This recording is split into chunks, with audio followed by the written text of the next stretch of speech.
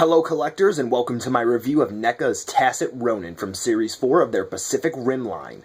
This Jaeger was featured briefly in the prologue, and many people are asking the very important question. Should I really buy an action figure of a character who was only on screen for such a short period of time? Well, let's take a look and see whether or not it's worth adding into your collection. In general, Tacit Ronin looks pretty sweet. NECA had access to the actual digital files used in Pacific Rim, so accuracy of the sculpt doesn't really need to be questioned. Overall, the paint's nice despite being simplistic, but the quality of it can range from fine enough to a huge factory error. First, the con pod and head area of Tacit. The orange paint looks nice, but right at the top corner of the con pod, right up over here, you can see what I'm talking about in terms of quality because there's a big silver blob of paint where none should be. The only other Tacit on the shelf at my local Toys R Us, well, it had no orange paint there. So this was the lesser of two evils.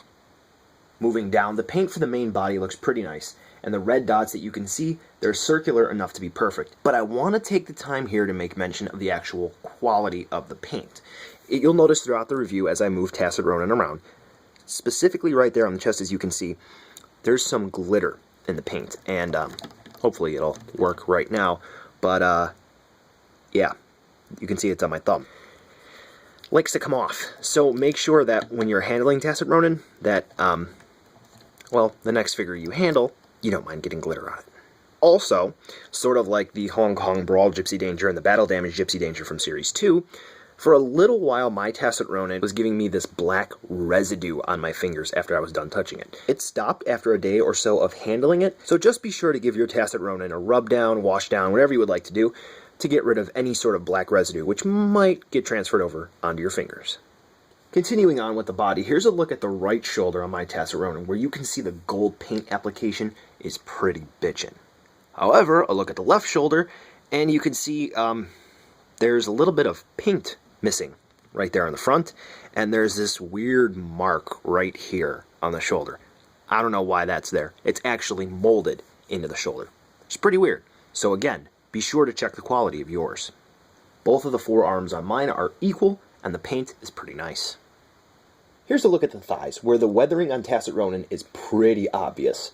Sometimes NECA does this, and it looks, well, cheap, to be perfectly honest, while other times it fits and it works really well. Tacit rocks this weathered look really, really well. And really quick, right over here on the right thigh, there's this nice red symbol, which is surprisingly really, really crisp. Here's a quick look at the feet for those who would like to see it, where you can see the red lines on the ankle guard. They're pretty straight. And finally, a nice look at Tacit's back, where you can really see how the dry brushing helps to give this Jaeger an overall metallic look, despite having no die-cast parts at all. So ultimately, even on the good-looking Tacit Ronins, there are still just some small issues that you're probably going to come across if you really examine the figure closely. When you have it on the shelf, or you have it in some sort of display, you might not be able to pick up on some of the paint issues. However, just make sure you're able to thoroughly examine your Tacit Ronin before you take it to the checkout, because when they're good, they're pretty good. But when they're bad, oh my god, they're horrible. Ugh. Tacit's articulation is just mind-boggling, because one half of the figure is, oh man, we don't even need an SRC of this thing, it's pretty much perfect, while the other half is pretty much straight from Series 1. First, let's start with the good. The head. It's attached to Tacit's neck on a ball joint, so you're going to be able to get Tacit to look around in pretty much any direction you want. A little restricted because you have these mechanical parts up here, so it can't exactly look all the way up. But with the help of the waist joint, you're going to be able to get that. I'll go into the waist joint more later. So yeah, basic movement, but it's pretty solid. Moving down to the shoulders, they're on a swivel hinge combo. They swivel around like so. Very simplistic. tight on mine, so be careful not to ham-hand yours. And then there's a hinge, which allows you to move them like so. Unfortunately, because of the shoulder pads, you're not going to be able to move the arms out too far like this, but if you just move the swivel like that, you're going to be able to get the arms to have a much better range of motion. So he can really spread his arms out. Now what's cool about this is there's a bicep swivel on both arms, so you can spin them around. At the elbow, there is a hinge, just one. Get a nice 90-degree bend there, I would say. And now here's the cool part. For the forearms, right here where they attach into the elbow, there's a swivel. So you can get even more expression out of Tacit Ronin. Now you just got to be careful because these are really tight, and mine really didn't want to move straight out of the package. So you just got to give them a little bit of tender loving, and eventually they'll start moving. Now, moving down to the wrists, you would think ball joint. Doesn't seem like it. It just seems like a basic swivel. Spinning around just like so. I can't really get a rocking motion out of either hand on the wrist, so that's life. Now, you're probably thinking that's it, right? Nope. The blades. They're articulated on not one, but 2 tracks. Yeah, so you can definitely get some expression out of the blades on Tacit's forearms. Now be careful, because the tip of the blades, they're actually pretty sharp, so don't poke yourself with them. And just for those who would like to see it, yes, it's on both arms. Now, moving down from there, we have the waist joint. It is on a double axis or barbell style ball joint, but because of the design of Tacit Ronin, as you can see here, there's some mechanical stuff bumping into each other here, and there's this little teeny tiny back flap here. You're not going to be able to get too much rocking movement out of Tacit Ronin. I mean, you're going to get some, but not a whole lot. And you can pretty much spin Tacit Ronin around all the way. So the top half of Tacit Ronin is pretty much perfect. There's not much I could say that needs to be changed about it. Now the bottom half. Obviously, with such awesome engineering, for the top half, you would be thinking, the hips and lower, pff, they got this. No, they don't. NECA really dropped the ball here. And it's kind of bullshit. So we have the hips. They're on a barbell style joint.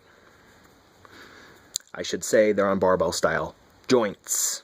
As you can see here, ball joint connection there, ball joint connection there. So you have 4 ball joints on both hips. Now you're thinking, oh, that must mean it's double the articulation, right? Double the range of movement.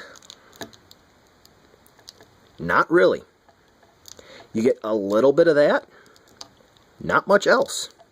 You can move the leg up, sort of, but not back.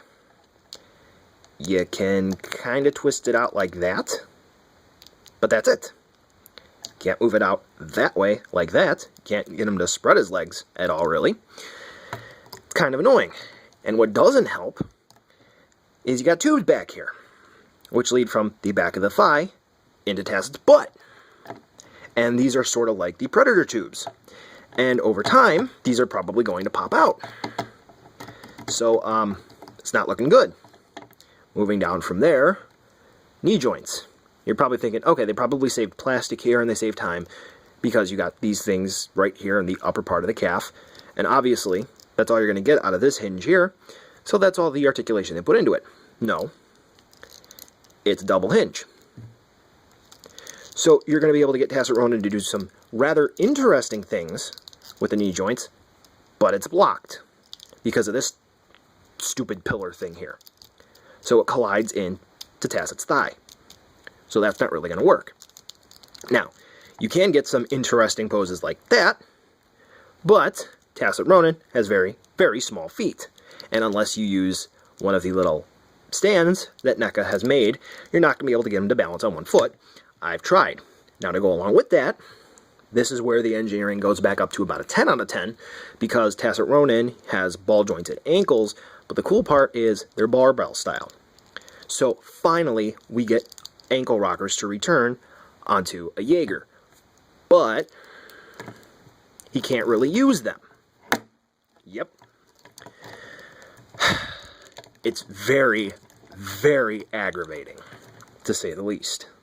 So when examining Tacit Ronin, it has a very thin frame, and it looks like it's going to be able to pull off some crazy-ass poses. And it's going to be able to do that from about the waist up.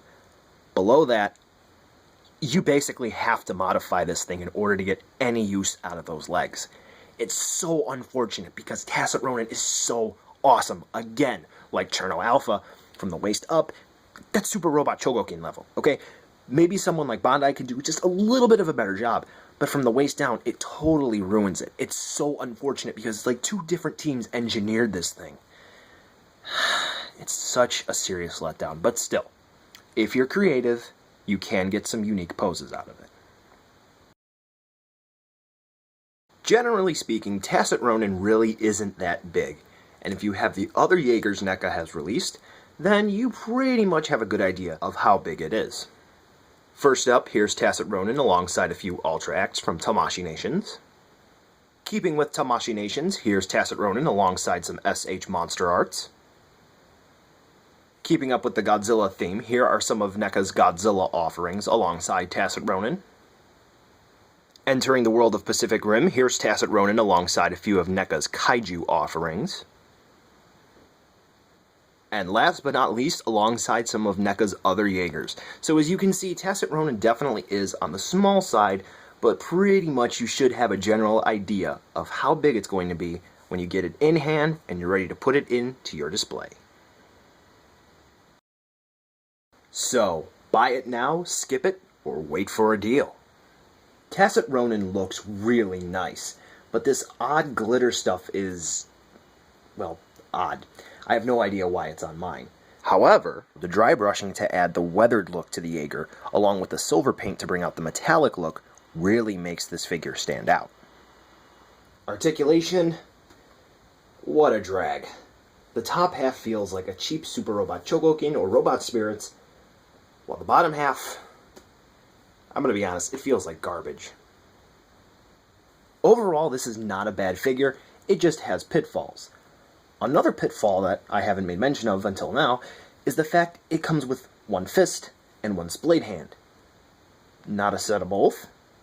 For $20 overall, it's not bad. But then you look at something like, say, Cherno Alpha here, and you wonder why some of the choices made on Tacit were made. If you've been collecting the Pacific Rim figures so far, or you just like Tacit Ronin in general, there's absolutely no reason to skip this. It's pretty solid. However, casual fans might want to actually see one in hand or test run it by fiddling with the friends before committing to buying it.